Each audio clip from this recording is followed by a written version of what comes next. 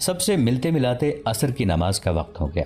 اذان دینی تھی جو کوئی بھی دے سکتا تھا۔ امیر المؤمنین کے ساتھ جو مصاحب گئے تھے ان میں مدینہ کے مشہور مؤذن بلال رضی اللہ عنہ بھی تھے۔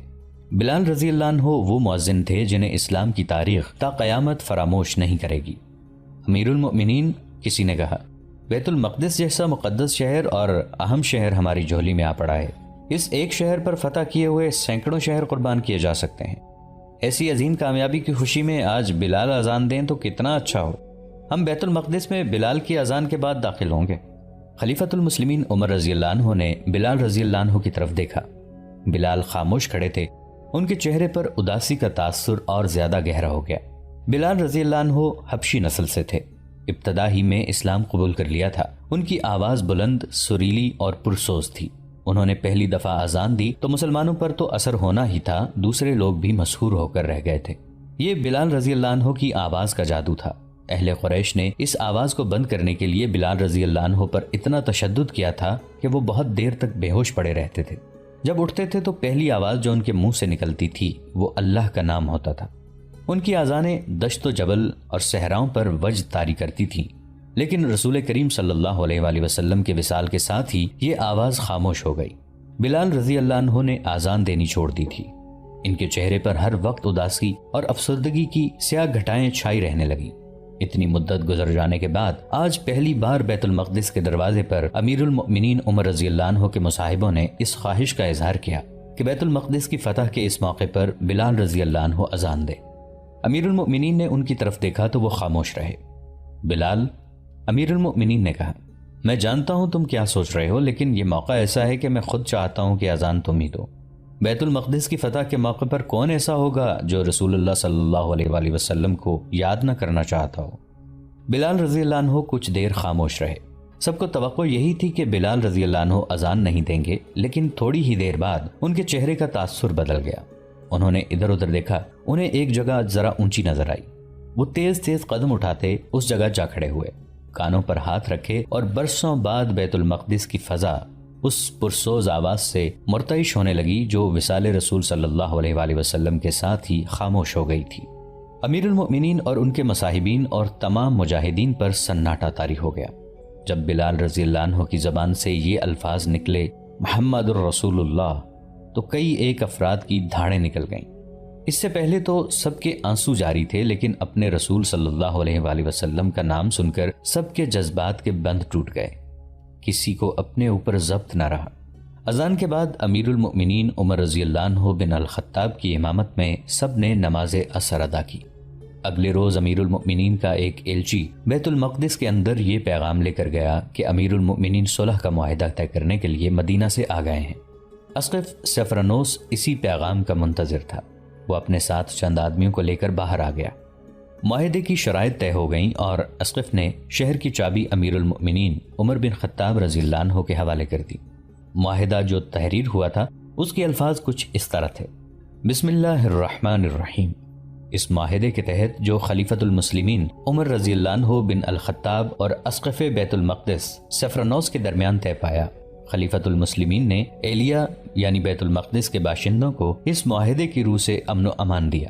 یہ امان ایلیا کے لوگوں کی جان و مال کے لیے ہے، ان کے گرجوں اور ان کی صلیب کے لیے ہے، ہر عمر ہر مذہب کے فرد کے لیے ہے، تندرست کے لیے، مریض کے لیے بھی ہے۔ کسی گرجے یا کسی دوسرے مذہب کی عبادت گاہ کو فاتحین کی رہائش کے لیے یا کسی اور مقصد کے لیے استعمال نہیں کیا جائے گا، نہ انہیں یا ان کے احاطے کے اندر کسی چیز کو نقصان پہنچایا جائے گا، نہ انہیں مسمار کیا جائے گا۔ گرجوں اور دیگر عبادت گاہوں میں سے نہ مال اٹھایا جائے گا نہ کوئی اور چیز۔ غیر مسلموں پر مسلمانوں کی طرف سے مذہب کے معاملے میں کسی قسم کا جبر نہیں کیا جائے گا، نہ ان کے ساتھ ناگوار سلوک کیا جائے گا۔ البتہ ایلیا میں یہودی نہیں رہ سکیں گے۔ یہ فرض ایلیا کے باشندوں پر عائد ہوتا ہے کہ وہ یہودیوں، رومیوں اور جرائم پیشہ افراد کو شہر سے نکال دیں۔ ایلیا کے تمام شہری دوسرے شہروں کے لوگوں کی طرح جزیہ ادا کریں گے۔ شہر سے ہمیشہ کے لیے چلے جانے والوں کی جان و مال کا تحفظ ان کی اگلی پناہ گاہ تک دیا جائے گا، اور جن ملکوں کا ذکر آیا ہے انہیں چھوڑ کر باقی تمام دوسرے ملکوں کے جو لوگ اس شہر میں رہنا چاہتے ہیں رہ سکتے ہیں، انہیں بھی جزیہ ادا کرنا ہوگا۔ اگر اس شہر کا کوئی باشندہ شہر سے جانے والے رومیوں کے ساتھ جانا چاہے تو وہ خود یا اپنے خاندان کے ساتھ جا سکتا ہے۔ وہ جس قدر مال و اموال اپنے ساتھ لے کر جا سکتا ہے لے جائے، ان کی کھیتوں میں جو فصل ہے اس کی حفاظت مسلمانوں کے خلیفہ کی ذمہ داری ہے۔ فصل کے مالک وہی ہیں جنہوں نے بوئی تھی، شرط یہ ہے کہ وہ جزیہ ادا کریں اور فصل کاٹنے کے لیے آ جائیں۔ اس معاہدے پر امیر المؤمنین عمر رضی اللہ عنہ نے اپنی مہر لگائی۔ اسقف سفرانوس نے اپنے دستخط کیے اور گواہوں کے طور پر خالد رضی اللہ عنہ بن ولید، عمرو رضی اللہ عنہ بن العاص، عبد الرحمن رضی اللہ عنہ بن عوف اور معاویہ رضی اللہ عنہ بن ابی سفیان نے دستخط کیے۔ اس کے فوراً بعد امیر المؤمنین نے ابو عبیدہ رضی اللہ عنہ اور خالد رضی اللہ عنہ کو حکم دیا کہ وہ اپنے دستوں کے ساتھ شام کے شمالی علاقوں میں چلے جائیں، جہاں کچھ جگہوں پر رومی ابھی تک قلعہ بند تھے۔ جاسوسوں نے اطلاع دے دی تھی کہ شہنشاہ ہرقل شام کی سرحد سے تو نکل گیا ہے، لیکن اس کی جو فوج ابھی شام میں موجود ہے اس کے لیے ہرقل کمک تیار کر رہا ہے۔ امیر المؤمنین عمر رضی اللہ عنہ بن الخطاب، عمرو رضی اللہ عنہ بن العاص اور شرجیل رضی اللہ عنہ بن حسنہ کو ساتھ لے کر بیت المقدس میں داخل ہوئے۔ اسقف سفرانوس نے ان کا استقبال کیا۔ ایک روز پہلے صلح نامے پر دستخط ہو چکے تھے اور سفرانوس نے صلح نامہ شہر کے باشندوں کو پڑھ کر سنایا۔ لوگوں پر اس سے پہلے خوف و ہراس طاری تھا۔ انہوں نے پہلے فاتحین کا ظلم و تشدد دیکھا تھا۔ رومی جب بیت المقدس میں آئے تھے تو شہنشاہ ہرقل کے حکم سے اس شہر کے باشندوں پر قیامت ٹوٹ پڑی تھی۔ لوگوں کو سرکاری مذہب قبول کرنے کا حکم دیا گیا تھا۔ اتنی آسانی سے اپنا مذہب کون تبدیل کرتا ہے؟ جن لوگوں نے ہرقل کا مذہب قبول نہ کیا ان کے ناک کان کاٹ دیے گئے اور ان کے گھر مسمار کر دیے گئے تھے۔ انہیں فوج میں جبری طور پر بھرتی کر لیا جاتا تھا۔ اس کے علاوہ وہ محکوموں اور مظلوموں جیسی زندگی گزار رہے تھے۔ مسلمانوں سے تو وہ اور زیادہ خوفزدہ تھے۔ انہیں بتایا گیا تھا کہ مسلمان جس شہر کو فتح کرتے ہیں وہاں کے رہنے والوں کو زبردستی مسلمان بناتے ہیں، گھر لوٹ لیتے اور خوبصورت عورتوں کو اپنے ساتھ لے جاتے ہیں۔ بیت المقدس کے باشندوں نے رومی فوج کے سپاہیوں کی زبانی سنا تھا کہ مسلمان بڑے ظالم ہیں۔ یہ سپاہی دراصل میدان جنگ کی باتیں سناتے تھے اور شہری یہ سمجھ کر خوفزدہ تھے کہ مسلمان وحشی اور خونخوار ہیں۔ وہ نہیں جانتے تھے کہ مسلمان صرف میدان جنگ میں خونخوار ہیں۔ بیت المقدس کے شہریوں نے جب معاہدے کی تحریر سنی، پھر یہ دیکھا کہ مسلمان فوج نے کسی شہری کی طرف دیکھا تک نہیں، تو وہ خوشیاں منانے لگے۔ امیر المؤمنین نے علقمہ بن مجرز کو بیت المقدس کا حاکم یا امیر مقرر کیا۔ اسقف سفرانوس نے امیر المؤمنین عمر رضی اللہ عنہ بن الخطاب کو شہر کی سیر کرائی، انہیں قدیم تہذیبوں اور قوموں کے آثار دکھائے، یہودیوں اور عیسائیوں کی عبادت گاہیں دکھائیں۔ بیت المقدس میں ایسے بے شمار آثار تھے، ان میں محراب داؤد بھی ہے اور صخرہ یعقوب بھی۔ یہ وہ پتھر ہیں جس کے متعلق روایت ہے کہ رسول اکرم صلی اللہ علیہ وآلہ وسلم اس پر کھڑے ہوئے اور معراج کو گئے تھے۔ شہر میں گھومتے پھرتے امیر المؤمنین کلیسائے قیامت کے سامنے سے گزرے۔ ظہر کی نماز کا وقت ہو گیا، انہوں نے ادھر ادھر دیکھا کہ نماز کی کوئی جگہ مل جائے۔ خلیفۃ المسلمین اسقف سفرانوس نے التجا کی، میرے لیے یہ بات باعث فخر ہوگی کہ آپ کلیسا کے اندر نماز پڑھیں۔ نہیں، خلیفہ عمر رضی اللہ عنہ نے کہا، میں اس کلیسا کا احترام کرتا ہوں، لیکن میں اس میں نماز نہیں پڑھوں گا کہ یہ صلح کے معاہدے کی خلاف ورزی ہوگی۔ اگر میں نے آج آپ کے کہنے پر یہاں نماز پڑھ لی تو میرے بعد مسلمان اس کو رسم بنا لیں گے اور کلیسا میں نماز پڑھنے کو اپنا حق بنا لیں گے۔ کلیسائے قیامت وہ جگہ ہے جہاں حضرت عیسیٰ علیہ السلام کو مصلوب کیا گیا تھا، یہاں یہ کلیسا تعمیر کیا گیا تھا۔ اس کے آگے کلیسائے قسطنطین تھا۔ اسقف نے اس کے دروازے میں مصلی بچھا دیا، لیکن امیر المؤمنین نے وہاں بھی نماز نہ پڑھی، انہوں نے نماز مسجد اقصی میں پڑھی۔ محترم اسقف، امیر المؤمنین عمر رضی اللہ عنہ نے سفرانوس سے پوچھا، رومی آپ کا ساتھ کیوں چھوڑ گئے ہیں؟ ان کا سالار اطربون کہاں گیا؟ سنا تھا وہ ہرقل کا ہم پلہ ہے۔ بھاگ گیا، سفرانوس نے جواب دیا۔ بھاگ گیا؟ کوئی شک نہیں کہ وہ ہرقل کا ہم پلہ تھا۔ اس نے آپ کو شکست دینے کے بڑے اچھے منصوبے بنائے تھے۔ اس نے قیصاریہ کے سالار کو آپ کی فوج کے مقابلے کے لیے تیار کیا تھا، لیکن آپ کے سالاروں کی چال نے اطربون کے منصوبے تباہ کر دیے۔ اس سے پہلے وہ آپ کی فوج کے مقابلے میں نہیں آیا تھا۔ وہ دیکھ رہا تھا کہ اس کی فوج میں لڑنے کا جذبہ ختم ہو گیا تھا۔ یرموک اور دوسری جگہوں سے بھاگے ہوئے بہت سے سپاہی یہاں آ گئے تھے۔ انہوں نے یہاں کی فوج کو ایسی باتیں سنائیں جن سے سب کا جذبہ اور حوصلہ بری طرح متاثر ہوا۔ اطربون نے اپنی فوج کو تیار کر لیا تھا۔ اسے جب اطلاع ملی کہ مسلمانوں نے قیصاریہ کو محاصرے میں لے لیا ہے تو وہ اپنی فوج کو ساتھ لے جا کر قیصاریہ کا محاصرہ توڑنے کے لیے نکلا، لیکن آپ کے کسی سالار نے اسے راستے میں روک لیا۔ اس نے پہلی بار مسلمانوں سے ٹکر لی اور اپنی بہت سی فوج مروا کر بری حالت میں واپس آیا۔ وہ جو اپنے ہارے ہوئے سالاروں کو بزدل کہتا تھا اور جس نے بیت المقدس کے دستوں کو لڑنے کے لیے تیار کیا، وہ خود بزدل بن گیا اور اس کا اپنا حوصلہ جواب دے گیا۔ اس نے یہاں سے خزانہ نکالنا شروع کر دیا اور سمندر کے راستے قسطنطنیہ لے گیا۔ زیادہ تر فوج بھی اس کے ساتھ چلی گئی۔ یہ فوج برائے نام تھی جو میں نے قلعے کی دیوار پر کھڑی کر دی تھی۔ میں نے آپ کے ساتھ معاہدہ کرنے کی شرط اس لیے پیش کی تھی کہ جو فیصلہ خلیفہ کر سکتے ہیں وہ سالار نہیں کر سکتے۔ میں اس شہر کو اور اس کے باشندوں کے جان و مال کو بچانا چاہتا تھا۔ اسقف سیفرانوس نے عمر رضی اللہ عنہ بن خطاب کو یہ نہ بتایا کہ اطرابون اور سیفرانوس نے مل کر بیت المقدس سے نہ صرف خزانہ نکالا تھا بلکہ گرجوں کے سونے اور چاندی کے بیش قیمت ظروف بھی نکلوا دیے تھے۔ ان میں صلیب اعظم بھی تھی۔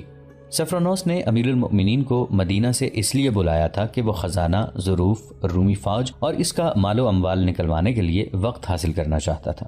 جتنے وقت میں امیر المؤمنین پہنچے تھے اتنے وقت میں بیت المقدس سے وہ سب کچھ نکل گیا تھا جو سیفرانوس اور اطرابون نکالنا چاہتے تھے۔ اپریل 637 عیسوی بمطابق ربیع الاول 16 ہجری کے دن تھے جب خلیفۃ المسلمین عمر رضی اللہ عنہ بن الخطاب بیت المقدس میں 10 دن قیام کر کے رخصت ہوئے۔ رخصت ہونے سے پہلے انہوں نے تفصیل سے جائزہ لیا تھا کہ رومی کہاں کہاں موجود ہیں۔ مجموعی طور پر رومی شکست کھا چکے تھے۔ ان کا شہنشاہ ہرقل شام سے رخصت ہو چکا تھا۔ رومی فوج کے نامی گرامی سالار مارے جا چکے تھے۔ کچھ اہم مقامات تھے جن پر ابھی رومیوں کا قبضہ تھا، وہاں سے رومیوں کو نکالنا ضروری تھا۔ ایسے مقامات میں ایک کا نام قیصاریہ تھا جو بحرۂ روم کی بندرگاہ تھی۔ یہاں سے رومیوں کو نکالنا بہت ضروری تھا کیونکہ رومیوں کا بحری بیڑا ابھی بالکل صحیح حالت میں موجود تھا اور یہ بحری بیڑا بڑا طاقتور تھا۔ اسے رومی مسلمانوں کے خلاف استعمال نہیں کر سکتے تھے کیونکہ مسلمانوں نے سمندری لڑائی نہیں لڑنی تھی۔ البتہ یہ بیڑا کمک لانے کے لیے استعمال ہوتا تھا۔ کمک اتارنے کے لیے قیصاریہ کی بندرگاہ استعمال ہوتی تھی۔ امیر المؤمنین کے حکم کے مطابق قیصاریہ سے پہلے بیت المقدس کو محاصرے میں لیا گیا تھا۔ بیت المقدس لے لیا گیا تو امیر المؤمنین عمر رضی اللہ عنہ نے یزید بن ابو سفیان کو حکم دیا کہ وہ قیصاریہ کو محاصرے میں لے لیں۔ ابن ابو سفیان عمر رضی اللہ عنہ نے انہیں کہا، مت سوچنا کہ تو اس قلعے کو فوراً سر کر لے گا، بہت مضبوط قلعہ بند جگہ ہے، رومی یہ جگہ آسانی سے نہیں دیں گے، ہلے بول بول کر اپنی طاقت ضائع نہ کرتے رہنا۔ قیصاریہ میں رومیوں کی تعداد زیادہ ہے اور وہاں رسد کی بھی کمی نہیں۔ دشمن یہی خواہش کرے گا کہ تو اس کے قلعے کی دیواروں سے ٹکراتا رہے اور اتنا کمزور ہو جائے کہ تو محاصرہ اٹھا لے، یا تجھے کمزور پا کر دشمن باہر آ جائے اور تیرے دستوں پر ایسا حملہ کر دے کہ تو پسپا بھی نہ ہو سکے۔ تجھ پر اللہ کی رحمت ہو ابو سفیان، عمر رضی اللہ عنہ نے کہا۔ رومیوں کو کمک مل گئی تو ہمارے لیے بہت بڑی مشکل پیدا ہو جائے گی، محاصرے کو طول دو اور کمک کو روکے رکھو۔ عمر رضی اللہ عنہ بن الخطاب خلیفہ تھے، امیر المؤمنین تھے، لیکن ان کا یہ دور بادشاہوں جیسا اور آج کل کے سربراہان مملکت جیسا نہیں تھا کہ گئے، کسی کو شاباش دی، کسی کو انعام و کرام سے نوازا اور آ گئے۔ انہوں نے تمام تر علاقے کے احوال و قوائف معلوم کیے، انہیں جنگی نقطۂ نگاہ سے دیکھا، اپنی فوج اور دشمن کے لشکر کی کیفیت کا جائزہ لیا اور اس کے مطابق احکام صادر کیے۔ ان کے مطابق سالار اپنے اپنے مقامات پر چلے گئے۔ شام کے شمالی علاقوں میں رومی کئی قلعہ بند تھے۔ انہیں امید تھی کہ ہرقل جہاں کہیں بھی ہے کمک ضرور بھیجے گا۔ مسلمان اس کوشش میں تھے کہ رومیوں کی کمک نہ آ سکے۔ اس کوشش کی ایک کڑی یہ بھی تھی کہ یزید رضی اللہ عنہ اپنے دستوں کو ساتھ لے کر قیصاریہ روانہ ہو گئے اور اس شہر کو جو بندرگاہ بھی تھا محاصرے میں لے لیا۔ سالار عمرو رضی اللہ عنہ بن العاص اور شرجیل رضی اللہ عنہ بن حسنہ فلسطین اور اردن کو روانہ ہو گئے۔ ان کے ذمے یہ کام تھا کہ جن علاقوں سے انہوں نے رومیوں کو بے دخل کیا تھا ان علاقوں پر قبضہ کر کے شہری انتظامیہ اور محصولات کے نظام کو بحال اور رواں کیا جائے اور ان جگہوں کے دفاع کو بھی مستحکم کیا جائے۔ رومیوں کی طرف سے جوابی حملے کا امکان موجود تھا۔ سپہ سالار ابو عبیدہ رضی اللہ عنہ دمشق کو اپنا مرکز بنانے کے لیے چلے گئے۔ ان کے ساتھ مجاہدین کی جو فوج تھی اس کی نفری 17,000 تھی۔ قنسرین ایک قلعہ بند مقام تھا جس میں رومی فوج موجود تھی۔ ابو عبیدہ رضی اللہ عنہ اس قلعے کو محاصرے میں لے کر وہاں سے رومیوں کو نکالنے جا رہے تھے۔ یہ ایک مضبوط قلعہ تھا جس میں رومیوں کی تعداد خاصی زیادہ تھی۔ ابن الولید رضی اللہ عنہ مجاہدین کی فوج کے ہراول میں تھے۔ ان کے ساتھ 4,000 گھڑ سواروں کا مخصوص رسالہ تھا جو گھوم پھر کر لڑنے کے لیے تیار کیا گیا تھا۔ قنسرین میں ایک مشہور رومی سالار منیاس تھا۔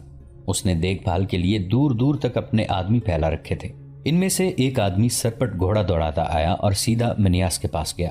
اس نے منیاس کو بتایا کہ مسلمانوں کا ایک لشکر آ رہا ہے جس کے ہراول میں گھڑ سوار ہیں۔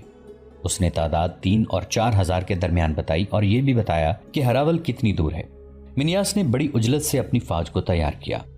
سلطنت روما کی عظمت کے پاسبانوں، اس نے اپنی فوج کے حوصلے میں جان ڈالنے کے لیے جوشیلے انداز میں کہا۔ وہ بزدل تھے جنہوں نے اپنے اوپر عرب کے بتوں کا خوف طاری کر لیا تھا۔ تم میں عیسائی عرب بھی ہیں، اگر مسلمان اتنے بہادر ہیں تو تم بھی اتنے ہی بہادر ہو۔ عرب کے مسلمان تم میں سے ہیں، تم بھی اسی ریت کی پیداوار ہو۔ اور رومیوں، اس دن کو یاد کرو جب تم فاتح کی حیثیت سے اس سرزمین پر آئے تھے۔ وہ تمہارے باپ اور دادا تھے۔ تصور میں لاؤ کہ اس وقت ان کے سر کتنے اونچے اور سینے کتنے چوڑے تھے، اور آج سوچو کہ ان کی روحوں کو کتنی شرمساری ہو رہی ہوگی۔ مت سوچو کہ شہنشاہ ہرقل بھاگ گیا ہے۔ روم کی عظمت کو، صلیب اعظم کو اور بیت المقدس کی آن کو اپنے سامنے رکھو۔ پھر سامنے رکھو اپنے سالار اطربون کی بے غیرتی کو، جس نے عیسیٰ کے شہر یسوع مسیح کے مسکن کو تمہارے مظہر اور تمہارے عقیدوں کے دشمن کے حوالے کر دیا ہے۔ تصور میں لاؤ اپنی بیٹیوں اور اپنی عورتوں کو جو اب مسلمانوں کے بچے پیدا کریں گے۔ اپنے آپ کو دیکھو، تم ہار گئے ہو تو باقی عمر کے لیے مسلمانوں کے غلام بن جاؤ۔ آج تم کس شان سے، کیسے جاہو جلال سے گھوڑوں پر سوار ہوتے ہو۔ تم نے اگر ہتھیار ڈال دیے تو گھوڑے کی سواری کو بھی ترسو گے۔ تم استبل کے ملازم ہوگے اور گھوڑوں کی غلاظت صاف کیا کرو گے۔ مت خون گرما ہمارا اے سالار، ایک سوار نے بڑی ہی بلند آواز میں کہا۔ کیا تو سمجھتا ہے کہ ہم لڑنے سے منہ موڑ گئے ہیں؟ کیا تجھے ہماری جرت اور غیرت پر شک ہے؟ اے تنومند گھوڑے کے بہادر سوار، منیاس نے کہا، میں شک کیوں نہ کروں؟ ہمارا کون سا سالار ہے جو میدان سے نہیں بھاگا یا مارا نہیں گیا؟ اطربون جو ہرقل کا ہم پلہ تھا کتنے دعوے کرتا تھا مسلمانوں کو کچل دینے کے، اب وہ کہاں ہے؟ ایک دن بھی نہیں لڑا اور ایلیا سے بغیر لڑے بھاگ گیا۔ کیا اسقف اعظم سفرنوس کو تم اپنا مذہبی پیشوا مانو گے، جس نے قلعے سے باہر جا کر مسلمانوں کے خلیفہ کے استقبال کیا اور اسے کہا کہ کلیسائے قیامت میں نماز پڑھو؟ اس نے یہ بھی نہ سوچا کہ وہ اپنی عبادت گاہ اپنے مذہب کے دشمن کے حوالے کر رہا ہے۔ تم نے ثابت کرنا ہے کہ تم اتنے بزدل اور بغیرت نہیں۔ اگر تم ثابت قدم رہے تو شاید کمک آ جائے، مگر مجھے کمک آنے کی کوئی امید نہیں، نہ میں کمک کی ضرورت محسوس کرتا ہوں۔ ہم لڑیں گے سالار محترم، پہلے ایک بار پھر کئی آوازیں بلند ہوئیں۔ ہمیں بزدل اور بغیرت نہ کہ سالار، آزما کے دیکھ، باتوں میں وقت ضائع نہ کر۔ ہم ایک دن میں محاصرہ توڑ دیں گے، ہم محاصرے تک نوبت نہیں آنے دیں گے، سالار منیاس نے کہا۔ ہم دشمن کو قلعے سے دور راستے میں روکیں گے، میں تم سے آگے ہوں گا۔ مورخوں نے لکھا ہے کہ رومی سالار منیاس جرت مند سالار تھا، جس کی جارحانہ قیادت مشہور تھی، اور اس کی دوسری شہرت یہ تھی کہ وہ اپنی فوج میں ملنسار اور ہر دل عزیز تھا۔ وہ سپاہیوں سے محبت اور شفقت سے پیش آتا تھا اور سپاہی اسے محبت کرتے تھے۔ اسے اتنی جوشیلی اور جذباتی تقریر کرنے کی ضرورت ہی نہیں تھی۔ مورخوں نے یہ بھی لکھا ہے کہ اس کا سامنا مسلمانوں سے نہیں ہوا۔ وہ سالار تھا، جب اسے خبر ملتی کہ فلاں میدان میں رومیوں کو شکست ہوئی ہے تو وہ شکست کی وجوہات پر غور کرتا تھا۔ اسے خالد رضی اللہ عنہ کے مطابق بتایا گیا تھا کہ اس کی جنگی چالوں کو کوئی قبل از وقت سمجھ ہی نہیں سکتا اور وہ غیر معمولی طور پر دلیر آدمی ہے۔ وہ کوئی جن بھوت تو نہیں، منیاس نے کہا۔ اس سے شکست کھانے والوں نے اسے مافق الفطرت بنا دیا ہے۔ وہ جھوٹ بولتے ہیں، شکست کھانے والے اسی طرح جھوٹ بولا کرتے ہیں۔ میں ہرقل کو خالد بن ولید کی لاش دکھاؤں گا۔ رومی سالار منیاس کی قیادت میں قنسرین میں مقیم رومی فوج رکے ہوئے سیلاب کی مانند باہر نکلی۔ اس کا انداز جوشیلا اور جارحانہ تھا، اس کی رفتار تیز تھی۔ ادھر خالد رضی اللہ عنہ کے 4000 سوار فاتحانہ شان سے چلے آ رہے تھے۔ وہ عام کوچ کی ترتیب میں تھے۔ انہوں نے قنسرین کے قریب جا کر رکنا اور باقی فوج کا انتظار کرنا تھا۔ قنسرین سے چند میل دور حاضر ایک مقام تھا جو راستے میں آتا تھا۔ خالد رضی اللہ عنہ کا دستہ جب حاضر کے قریب پہنچا تو دیکھ بھال کے لیے آگے گئے ہوئے مجاہدین میں سے ایک واپس آیا اور خالد رضی اللہ عنہ کو اطلاع دی کہ رومیوں کا کثیر تعداد کا لشکر آ رہا ہے۔ خدا کی قسم، خالد رضی اللہ عنہ نے للکار کر کہا، میں امین الامت کا انتظار نہیں کروں گا۔ باقی لشکر امین الامت ابو عبیدہ رضی اللہ عنہ کے ساتھ پیچھے آ رہا تھا۔ خالد رضی اللہ عنہ کو انتظار کرنا چاہیے تھا کیونکہ رومی لشکر کی تعداد زیادہ بتائی گئی تھی، لیکن خالد رضی اللہ عنہ کی سرکش طبیعت انتظار پر آمادہ نہ ہوئی۔ انہوں نے اپنے دستے کو نہایت سرعت سے جنگی ترتیب میں کر لیا۔ اس سوار دستے کو پلک جھپکتے ایک ترتیب سے دوسری ترتیب میں ہو جانے کی ٹریننگ دی گئی تھی۔ دونوں فوجیں حاضر کے مقام پر آمنے سامنے آئیں۔ رومی سالار منیاس کو توقع تھی کہ مسلمان جنگ سے پہلے کے رسم و رواج کا مظاہرہ کریں گے۔ مثلاً ان کا سالار ذاتی مقابلے کے لیے رومی سالار کو للکارے گا۔